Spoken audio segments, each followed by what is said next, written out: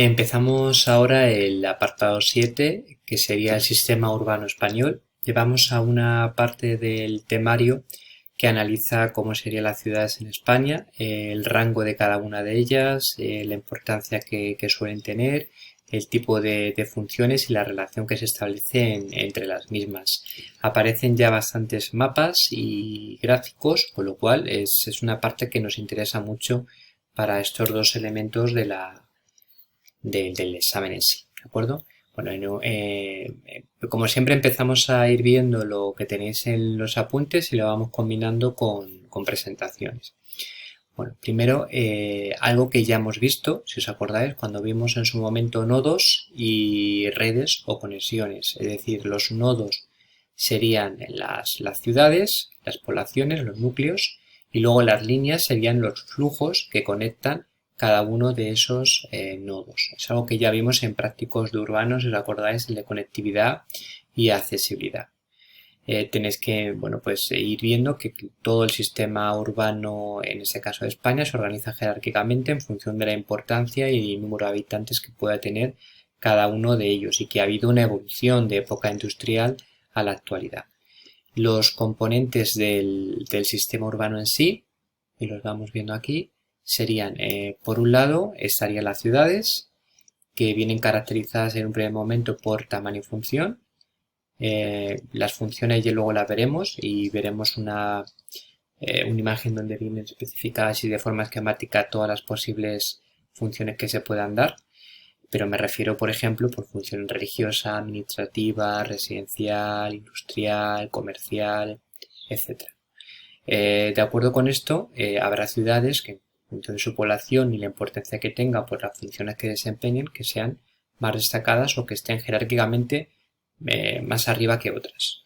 Y es lo que vemos en el apartado 1.1.1 con el tamaño de la ciudad.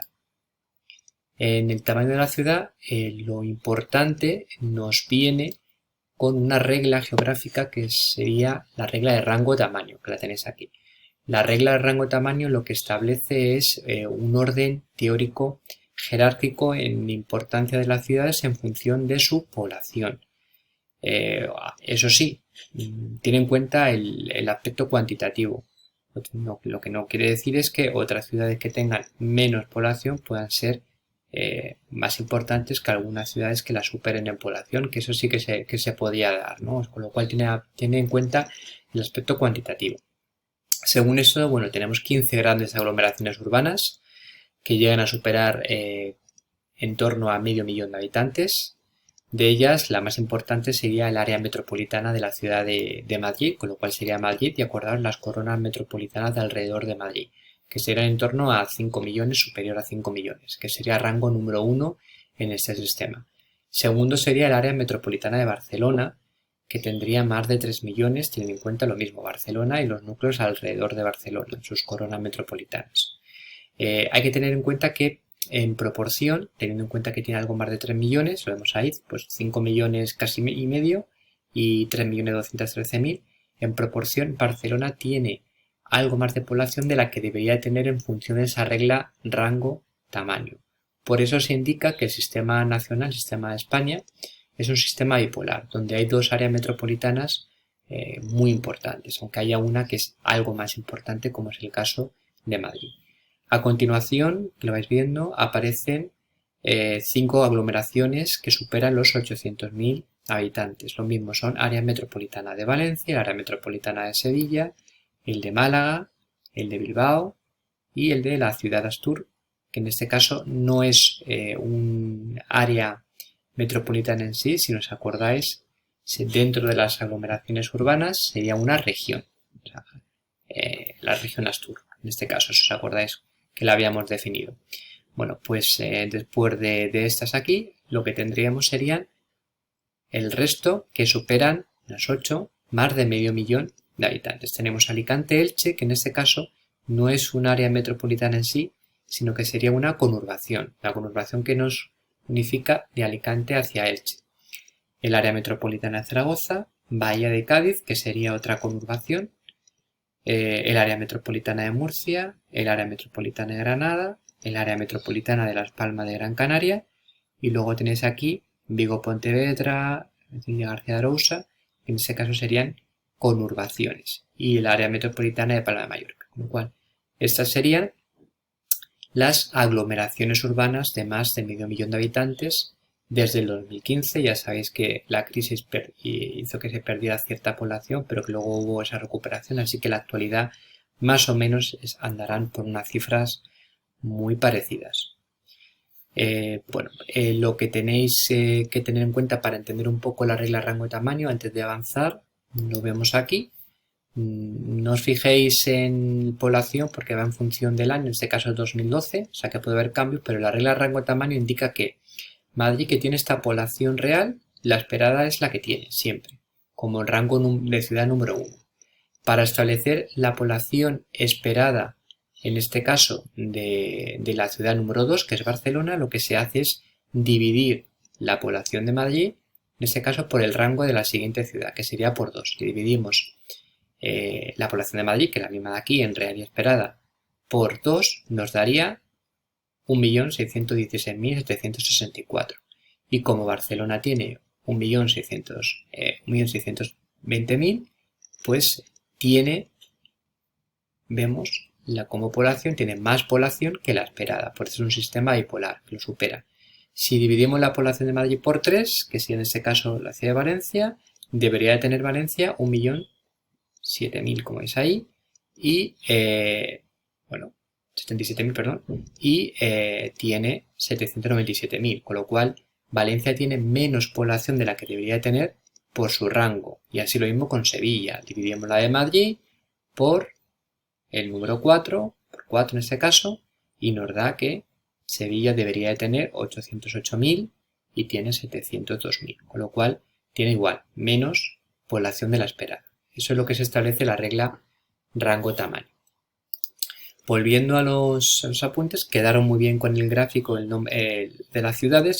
Si os cayera ese tipo de rango en mapa o en gráfico, lo primero que tendríais que explicar es lo que os indica en título: aglomeraciones urbanas. ¿Qué es una aglomeración urbana?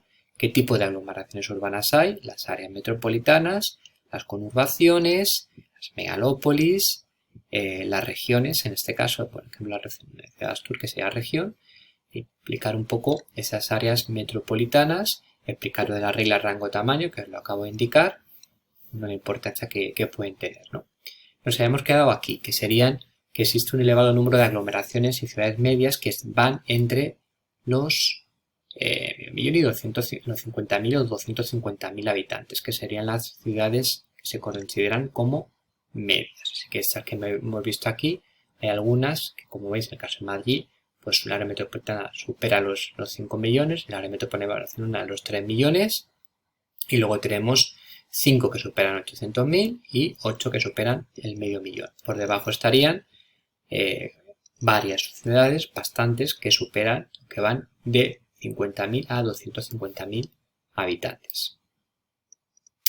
En cuanto a la distribución territorial, aquí los veis por su rango, su localización, que sería un mapa de superficies, pero a la vez sería de símbolos proporcionales, como estáis viendo, y colopléticos, ¿no? Bueno, pues vamos viendo las diferentes ciudades en importancia. ¿Veis? Ciudad de Madrid y Barcelona como sistema bipolar. Luego ciudades importantes, las vamos viendo por aquí, pues Bilbao, Sevilla, Valencia, son las destacadas, y luego el resto, Málaga, etc. Y luego ya tendríamos el resto. Las funciones urbanas serían en función de a qué están especializadas en actividades socioeconómicas dichas ciudades, que suelen ser más o menos las especialidades de esas provincias. Ya sabéis que hay ciudades primarias, aquellas que se están especializadas en actividades agropecuarias, que serían un poco las agrociudades andaluzas o manchegas. Por destacar alguna, Écija, que está en Sevilla, por ejemplo, o Almendralejo, que está en Extremadura. Ciudades secundarias serían aquellas especializadas en la industria, ya sea las que vienen desde la época de la primera revolución industrial, Avilés en Asturias o Bilbao en País Vasco, de época del desarrollismo, como tenéis polos de promoción, que veis aquí, Valladolid, Zaragoza, Huelva, o bien algunas que se especializaban en construcción, que eran las típicas de las zonas turísticas. Ciudades terciarias, aquellas especializadas en los servicios, en elementos empresariales, financieros, administrativos, turísticos, etc. Un ejemplo, Madrid o Palma de Mallorca o Las Palmas de Gran Canaria o Santa Cruz de Tenerife serían ejemplos. Barcelona también. Vale. Acabamos para ver el 1.1, que sería el área de influencia urbana. Bueno, las funciones que desempeñan, acordaos que ya vimos que había la parte de ciudad central, lugar central, que es la que tiene una vinculación económica mayor con respecto a su área de influencia, que serían las coronas metropolitanas que dependen de ese lugar central. Esto lo vimos cuando explicamos el concepto de área metropolitana. Así que si tienes alguna duda, ir al vídeo que se explicaba las áreas metropolitanas. En cuanto a funciones urbanas y en rango de influencia, tenemos rango de influencia nacional, regional, subregional, comarcal o local. Siendo nacional, claro, por ejemplo, Madrid o Barcelona como las más destacadas. Incluso irían más allá, serían supranacional en el caso de Madrid y Barcelona, pero bueno, eso ya lo vamos viendo. Para ir más o menos viéndolo igual en imágenes de lo que hemos avanzado en este vídeo, pues aquí vamos viendo otra vez los elementos del sistema urbano, elementos de ciudades, las relaciones que se seguían. Tenemos ahí el sistema urbano, red urbana, los nodos y los arcos, y en función de las relaciones que tienen cada una de ellas, por ejemplo, veis las relaciones de Madrid con cada una de las zonas de la periferia, cómo estarían conectadas, con la zona del Mediterráneo, conexión con Barcelona, con las dos ciudades fundamentales, con el eje del Ebro, con la zona vasca y con la zona de costa gallega, y luego con Andalucía a través de Sevilla para todo lo que sea el triángulo andaluz, y luego cómo están conectadas más o menos entre sí la zona andaluza y la zona del Mediterráneo. Se ve un poco con conexiones. Aquí en tipo de gráfico veis el sistema urbano, bueno, pues los núcleos urbanos conectados con otras coronas metropolitanas. Aquí en este caso sería la ciudad central, que está conectada con los ejes de las coronas metropolitanas más importantes. Este sería un sistema 4, ¿veis? La principal y 4 coronas metropolitanas, que luego cada una de ellas tiene diferentes sistemas. Esta tiene 4, esta tiene 3, ¿no? Aquí tiene 2, esta tiene 3. Lo vais viendo en función de sus áreas de influencia.